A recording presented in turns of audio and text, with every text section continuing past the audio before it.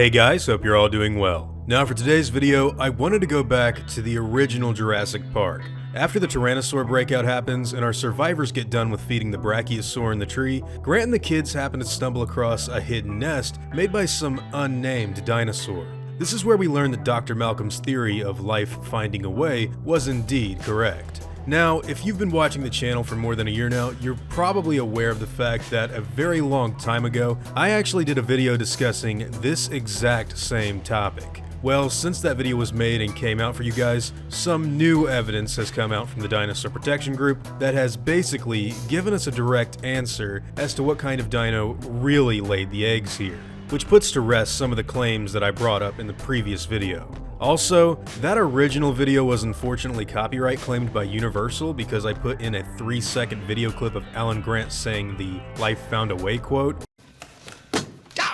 It's on private now, so they can't profit off of it, but since the information in it is outdated anyway, I figured I'd go ahead and relay the new information to you guys today, because it turns out that a lot of people have the wrong answer as to what dinosaur was responsible for the eggs. Now, for my entire life, this moment has been kind of puzzling, because if we look down at the tracks that Alan Grant and the kids see in the dirt, it pretty blatantly looks like there are only 2 toes that come down to touch the ground, almost like they were raising one of their claws. If we compare these tracks to the ones that we got to see earlier in the film, when Ellie and Muldoon go to the maintenance shed, we see that they're obviously very similar to the adult Velociraptor tracks. Which makes complete sense because the tracks in the ground would match what the prints would like from a real raptor's feet.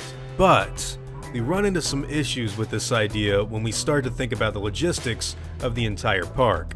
And the first thing that people bring up to go against the raptor idea is the fact that it can't be those dinosaurs because these eggs were found outside of the raptor's holding pen that we got to see earlier in the movie.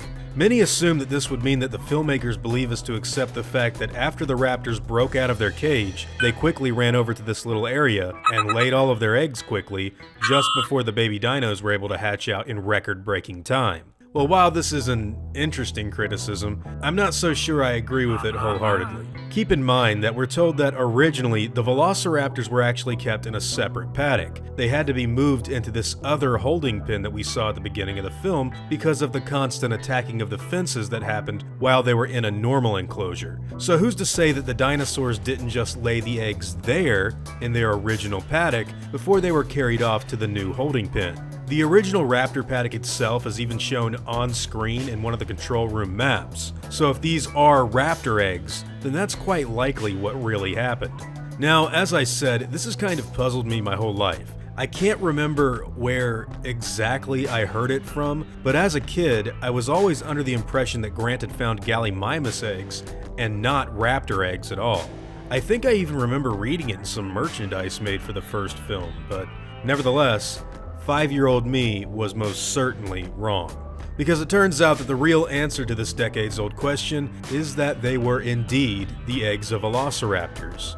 Apart from the obvious footprints that we see on screen in the movie itself, new evidence comes from the DPG website that specifically states that during the cleanup operation done on Nublar in '94, they were unable to find any signs of the 3 known raptors that were supposed to be in the park, which is because they were all killed during the first film's events. What they did manage to find, however, were the carcasses of young infant raptors that had died after the events of the original movie, which does nothing but support the original raptor claim that the 2-toed footprints left behind in the sand.